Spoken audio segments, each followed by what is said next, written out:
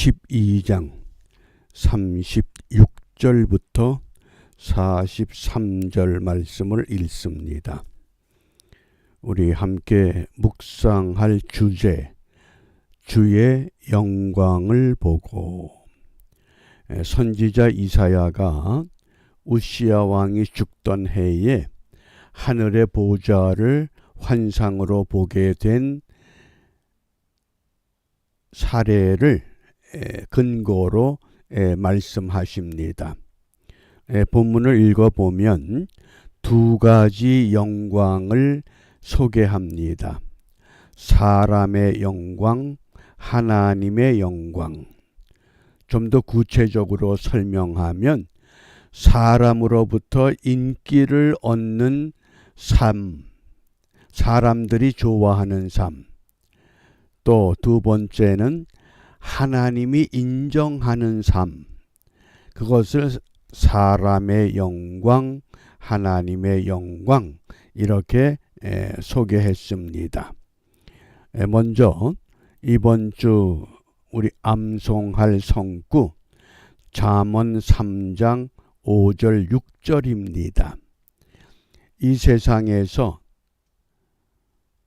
하나님이 우리를 어떻게 이끌어 가시는가, 하나님의 올바른 이끌림을 받기 위한 인도의 확신입니다. 우리 함께 암송합니다. 너는 마음을 다하여 여호와를 의뢰하고 네 명철을 의지하지 말라.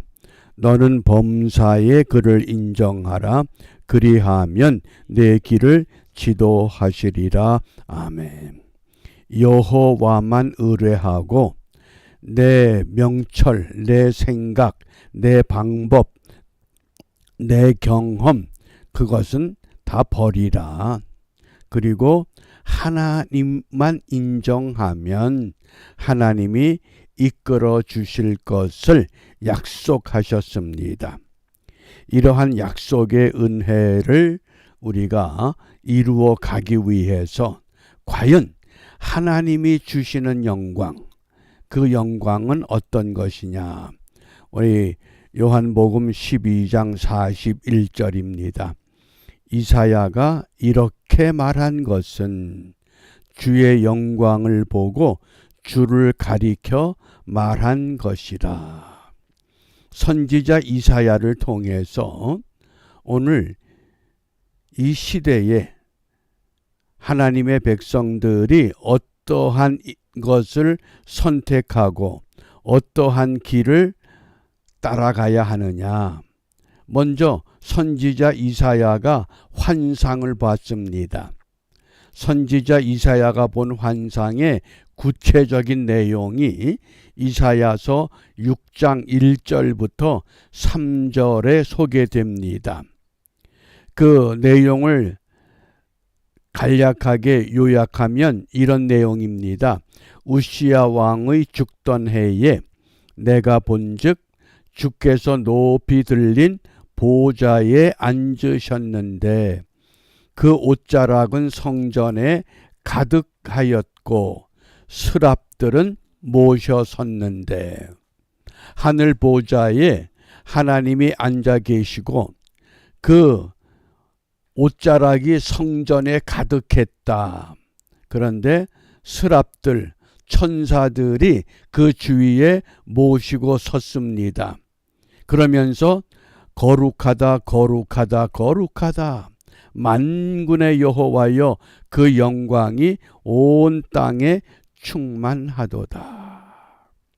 하나님의 영광이 온 땅에 가득 찼다는 놀라운 환상을 봅니다.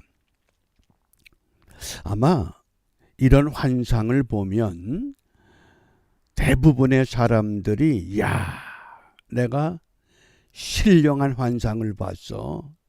그 환상이 얼마나 좋은지 아마 그러고 전국을 누비고 다니면서 간증하느라고 정신이 없을 겁니다. 그런데 정말 그것이 바람직한 신앙의 길이냐? 사도 바울도 이런 환상을 체험을 했습니다. 고린도후서 12장 2절입니다. 내가 그리스도 안에 있는 한 사람을 아노니 14년 전에 그가 셋째 하늘에 이끌려간 자라. 첫째 하늘, 둘째 하늘, 셋째 하늘이 있죠. 그 셋째 하늘이 이사야 선지자가 환상 가운데 보았던 하늘 보좌가 있는 하늘을 말합니다. 그런데 그가 몸 안에 있었는지 몸 밖에 있었는지 나는 모르거니와 하나님은 아시느니라. 이게 바울의 고백이었습니다. 그러면서 그 말씀을 계속 읽어가다가 5절에 가서 바울이 이런 고백을 합니다. 나를 위하여는 약한 것들 외에 자랑치 아니하리라. 선지자 이사야의 환상에 대한 신앙, 사도 바울이 환상에 대한 신앙, 공통점이 무엇입니까? 내가 환상을 봤어. 그 환상을 내게 보여주신 이유가 무엇인지를 아느냐? 그러면서 자기 자랑을 하는 것이 아니라 선지자 이사야는 듣지 못하는 백성들을 듣게 깨우치고 보지 못하는 백성들의 눈을 떠서 보게 하고 깨닫지 못하는 백성들의 마음을 두들겨서 깨닫게 해야 되겠다. 무엇을? 이런 놀라운 은혜의 세계가 있다고 하는 것. 또 바울도 마찬가지입니다. 내가 그 놀라운 환상을 목격했는데 내가 그거 자랑할 게 못돼. 왜? 하나님이 그 환상을 나에게 보여주신 까닭은 네가 그것을 목격하고 환상을 보았기 때문에 너는 그것을 통해서 좀 더 올바른 전도자의 길을 가야 한다. 그러면서 바울이 기도하던 기도 제목이 있었지요. 자기 몸에 육체의 가시라고 하는 그 가시가 정확히 무엇인지는 우리가 모릅니다만은 그러나 그것 때문에 복음 전하는 일에 상당한 고충, 상당한 어려움을 겪고 있었던 것은 틀림없습니다. 그러므로 바울이 이 육체의 가시를 내 몸에서 제거하여 주십시오. 그런데 하나님은 아니다. 네가 그것 때문에 더 겸손해질 수 있고 네가 그것 때문에 하나님의 인도하는 길을 끝까지 따라갈 수 있다. 그래서 터진 고백이 나를 위하여는 환상을 본 걸 자랑하는 것이 아니라 약한 것들, 내 약한 것 이것밖에 내세울 게 없다.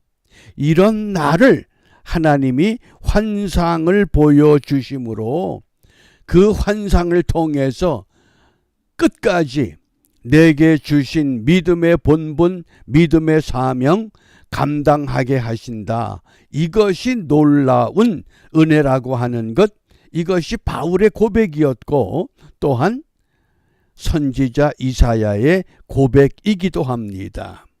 그러면 오늘 우리도 그런 믿음의 본을 본받아서 믿음의 길을 따라가야만 합니다.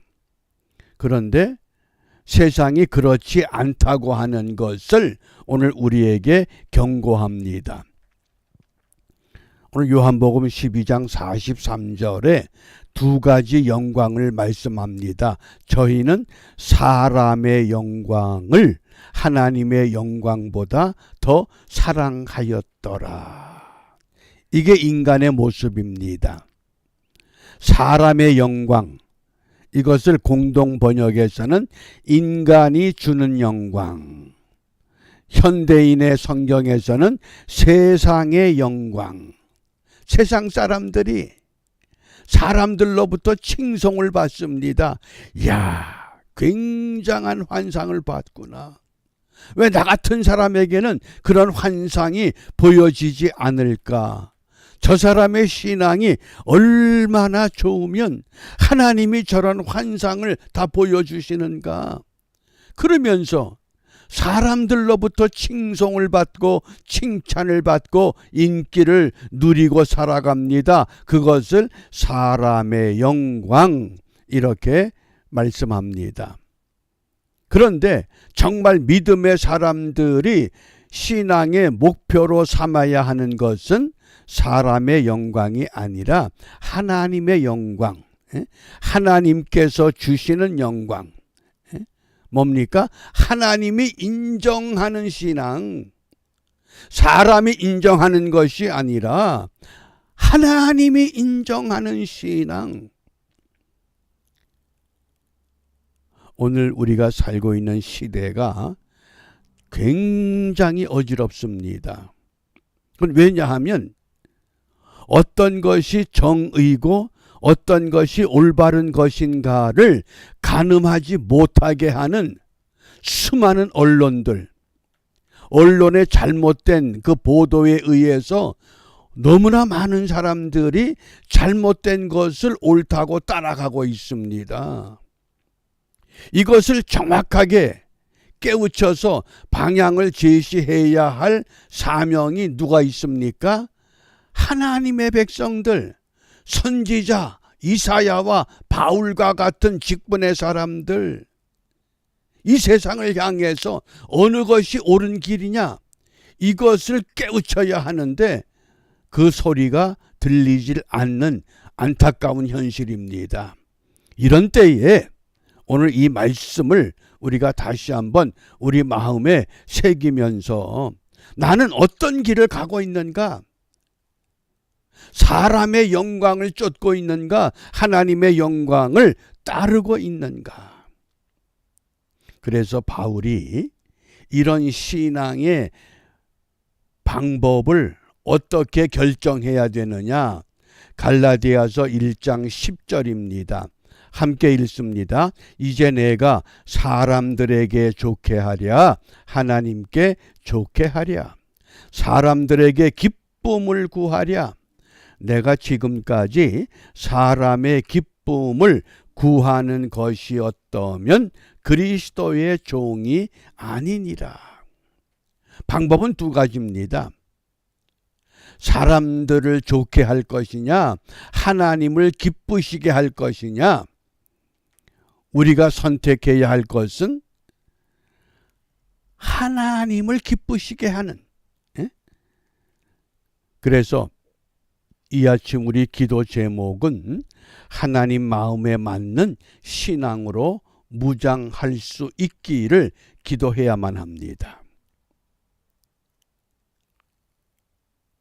우리에게 들려오는 소리, 우리가 눈으로 보는 그 모든 소식들 너무나 왜곡된 것들밖에 없습니다. 참된 것이 보이질 않는 안타까운 현실입니다.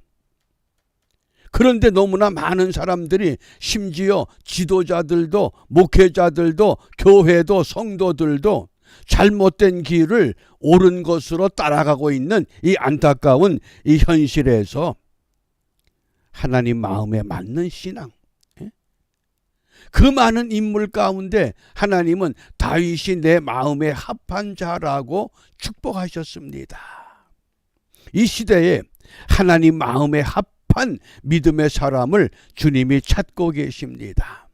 그러므로 우리가 이 역사의 흐름을 정확히 꿰뚫어 보면서 어느 것이 옳은 것이냐, 어느 것이 주님이 기뻐하는 길이냐, 우리가 이것을 분명히 찾아서 그 길에서 이탈하지 않고 끝까지 마지막까지 우리가 성공하는 믿음의 사람으로 굳게 세워지는 복된 하루가 되시기를 바랍니다. 기도합니다. 역사의 주인 되시는 아버지 하나님, 인간의 왜곡된 역사가 이 땅의 가치와 이 땅의 질서를 뒤흔들어 엉망진창 내리막길로 닿는다 할지라도 저희들은 진리의 말씀이 있고 사랑의 하나님이 있고 공의를 이루시는 하나님의 능력을 믿고 확신하오니 이 땅의 모든 성도들과 교회가 하나님 마음에 맞는 신앙으로 거듭나는, 새롭게 무장하는 은혜의 삶을 회복하는 축복의 길을 선택할 수 있도록 지혜를 주시고 용기를 주시고 결단을 더하여 주시옵소서. 예수님 이름으로 기도합니다. 아멘.